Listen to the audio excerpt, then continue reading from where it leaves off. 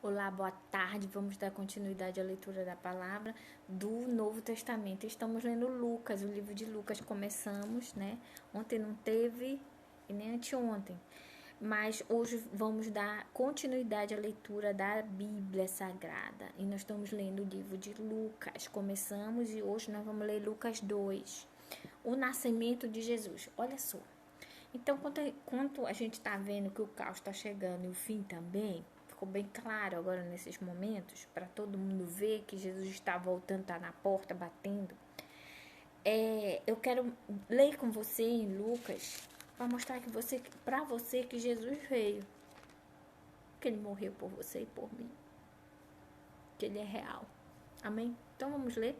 Ele diz Lucas 2. O nascimento de Jesus.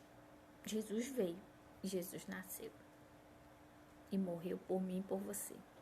Começando, naquele tempo, o imperador Augusto mandou uma ordem para todos os povos do império. Ordem. Todas as pessoas deviam ser registradas a fim de ser feita uma contagem da população. 2. Quando foi feito esse primeiro recenseamento, Cirênio era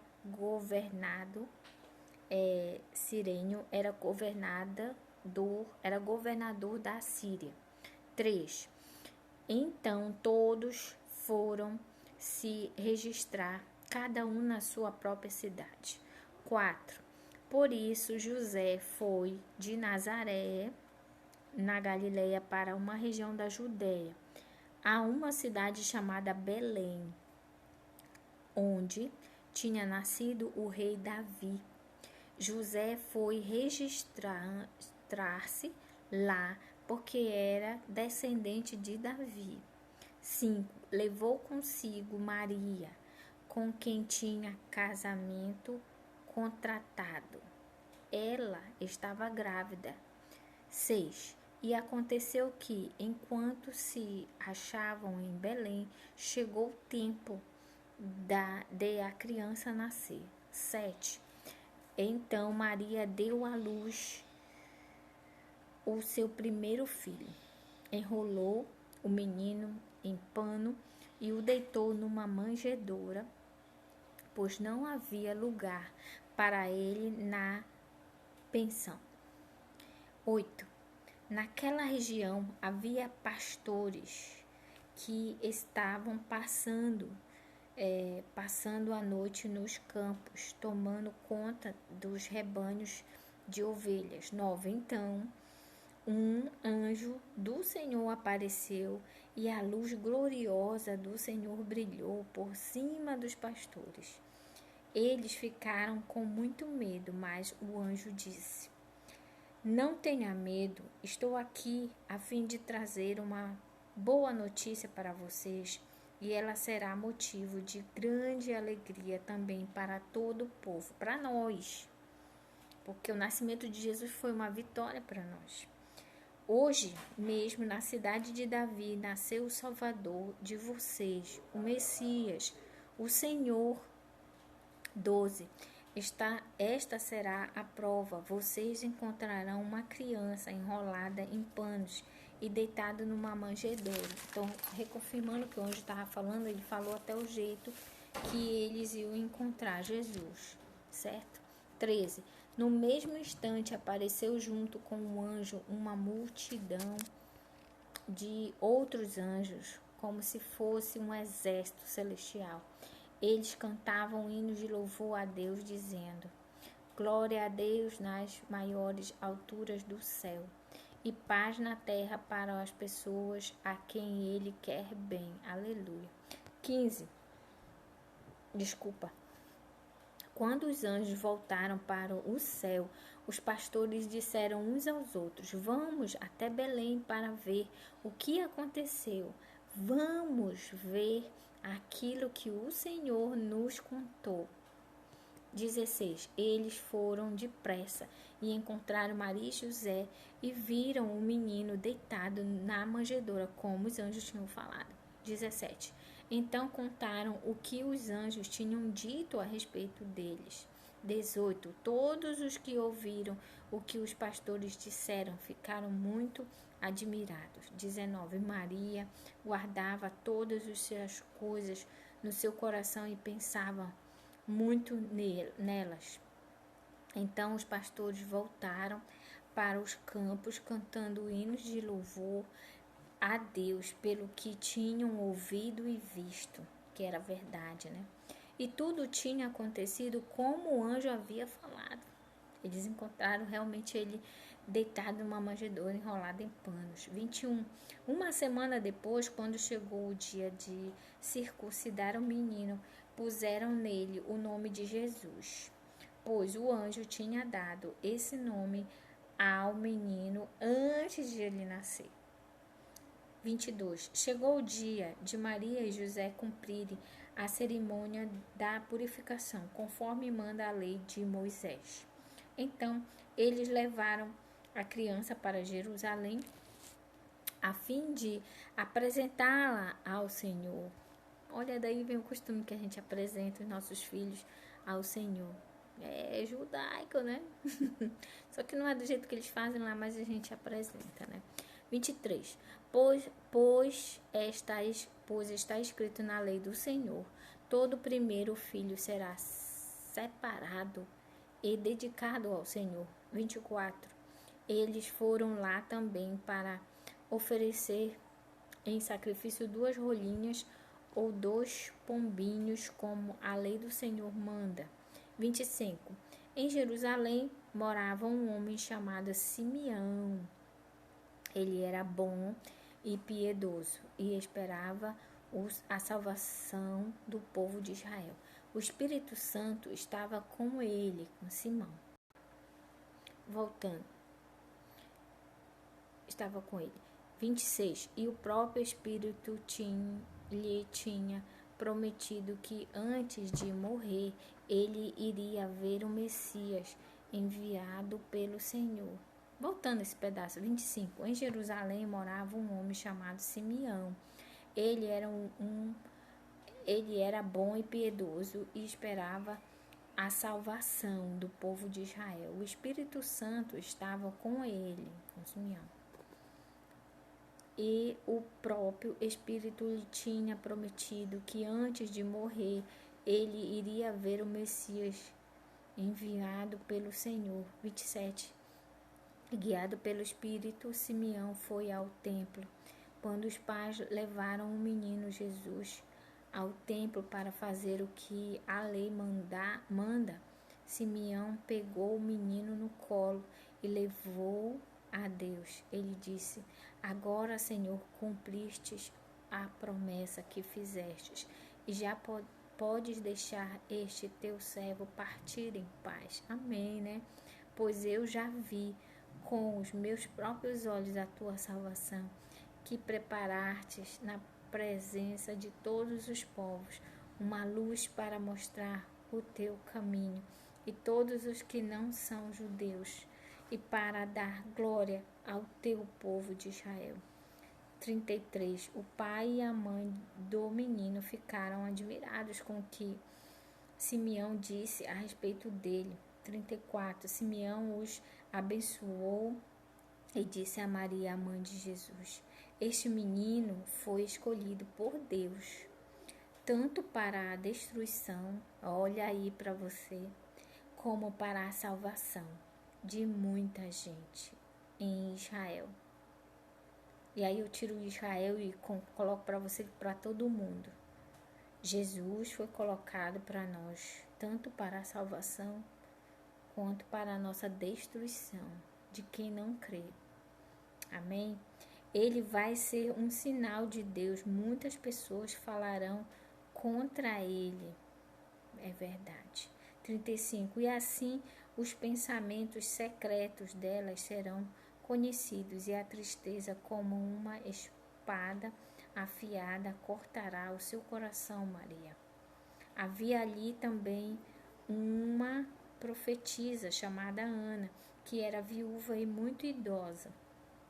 Ela era filha de Fanuel, da tribo de Aser. 7 anos depois que ela havia casado, o seu marido morreu. Agora ela estava com 84 anos de idade. Nunca saía do pátio do templo e adorava a Deus dia e noite, jejuando e fazendo orações. 38. Naquele momento ela chegou e começou a louvar a Deus e a falar a respeito do menino para todos os que estavam ali. Libertação de Jerusalém, que estavam que ali a todos, repetindo, a respeito do menino para todos os que esperavam a libertação de Jerusalém. A volta para Nazaré. Quando terminou de fazer tudo o que a lei do Senhor manda, José e Maria voltaram para a Galileia, para a casa deles, na cidade de Nazaré. O menino crescia e ficava forte, tinha muita sabedoria e era abençoado por Deus.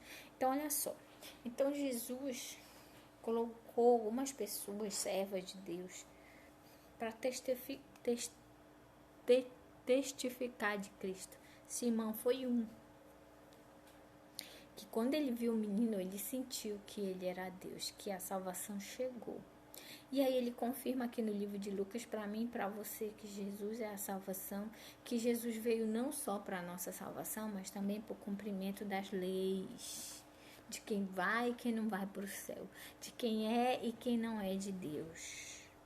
É através de Cristo, de Jesus, que a gente vai fazer essa peneiração, certo? De quem crê e faz a sua vontade e quem não crê e não faz a sua vontade. 41.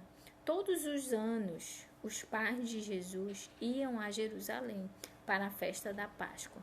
Quando Jesus tinha 12 anos, eles foram à festa conforme o seu costume. Depois que a festa acabou, eles começaram a viajar de volta para casa. Mas Jesus tinha ficado em Jerusalém e os seus pais não sabiam disso. Eles pensavam que ele estivesse no grupo de pessoas que vinham voltando e por isso viajaram o dia todo. Então começaram a procurá-lo entre os parentes e amigos, porque era tipo uma comitiva saindo, né? Então, eles não detectaram logo de início que Jesus não estava. Como não o encontraram, voltaram a Jerusalém para procurá-lo. 46. 3 dias depois, encontraram o menino 3 dias depois, encontraram o menino num dos pátios do templo, sentado no meio dos mestres da lei, ouvindo-os e fazendo perguntas a eles. Todos os que o ouviam estavam muito admirados com a sua inteligência e com as respostas que ele dava. 48. Quando os pais viram o menino, também ficaram admirados. E a sua mãe lhe disse: Meu filho, por que foi que você fez isso conosco? O seu pai e eu estávamos muito aflitos procurando você. Jesus respondeu para Maria: Por que vocês estavam me procurando? Não sabiam que eu devia estar na casa de meu pai? Mas eles não entenderam o que ele disse. Então Jesus voltou com os seus pais para Nazaré e continuava a ser obediente a eles. E a sua mãe guardava tudo isso no coração. Conforme crescia, Jesus ia crescendo também em sabedoria e tanto Deus como as pessoas gostavam cada vez mais dele. Amém? Então, olha só. Naquele momento aqui, Jesus falou para a mãe dele, Maria, que você não sabe que o meu lugar é na casa do Pai, fazendo a vontade do Pai?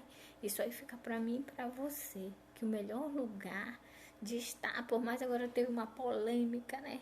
Igreja fechada, não fechada.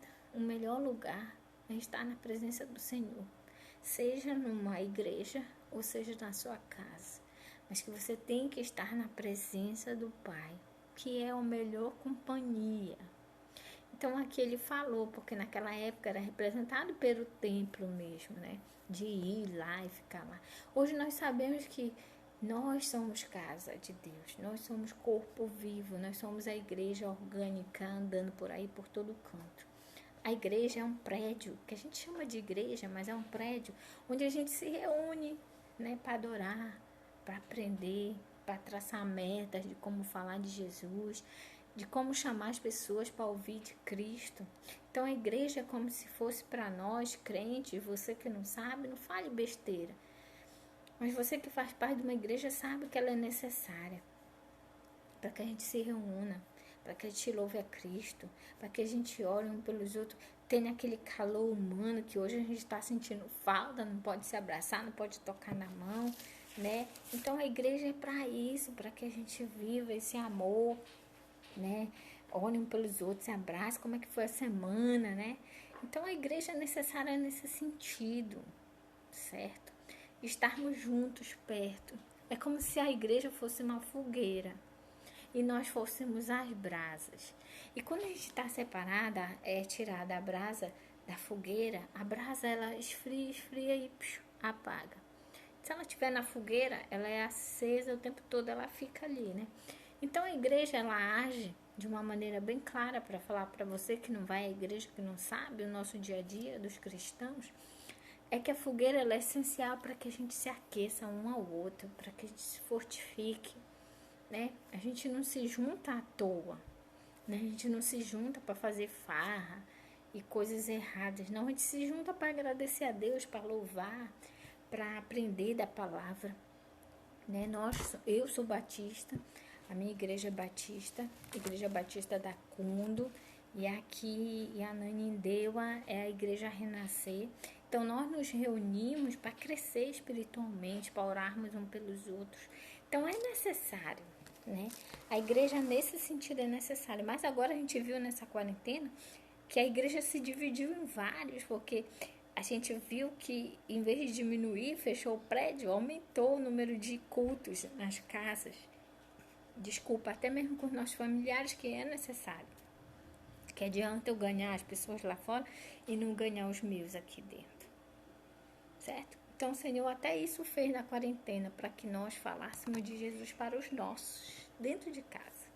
Testemunharmos, né? Fazermos a vontade do Pai. E saiba, que a gente acabou de ler em Lucas 2, Jesus veio, nasceu, estava crescendo em graça. Amanhã a gente vai ver que o fato dele crescendo, as situações que vão acontecer. E Jesus é real, gente. Né? Como você viu, Jesus é o nosso Salvador e o nosso acusador no final. Então Jesus ainda está de braços abertos para você e para mim. Que eu já falei, ficou até redundante, né, nos nossos vídeos do Facebook e do YouTube, que é o mesmo, né? Eu faço aqui ao vivo, depois eu jogo de madrugada lá pro YouTube. Então, nosso canal é Ranildes Barros e você vai ver, já tem quase 200 vídeos só da leitura da palavra, onde eu peço para você abrir a Bíblia e você ler juntamente comigo e ver que está escrito, que a gente não está inventando nada, tá bom? Então, vamos orar nesse momento, dizer que nós cremos que Jesus nasceu, eu creio. Eu queria orar com você, para que um dia você acreditasse, porque isso aconteceu, isso foi fato real. Por mais que a mídia e as pessoas tentam mostrar que não, Jesus veio, morreu e ressuscitou, e isso é real.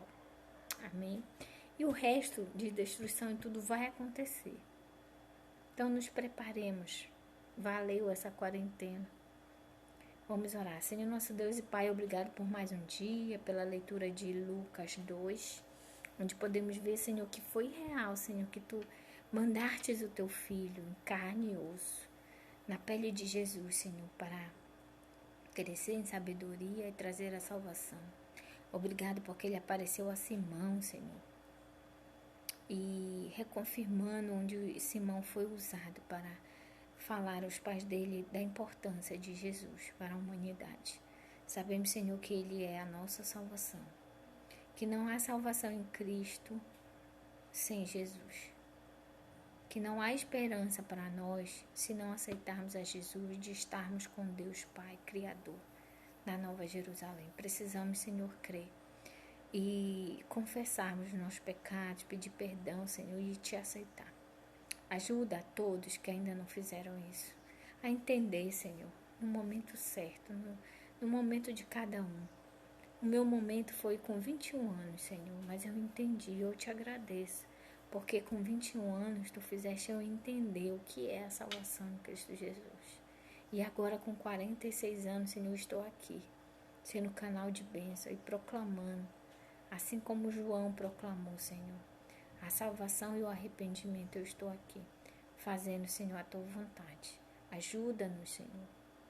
Abençoa o nosso presidente, o presidente do Brasil, chamado de Bolsonaro. Guarda-o, segundo a Tua vontade. Sei, Senhor, que Tu sabes das pessoas que são más, né? Em Ezequiel lemos, Senhor, que Tu tudo vê. Cuida das pessoas más, Senhor.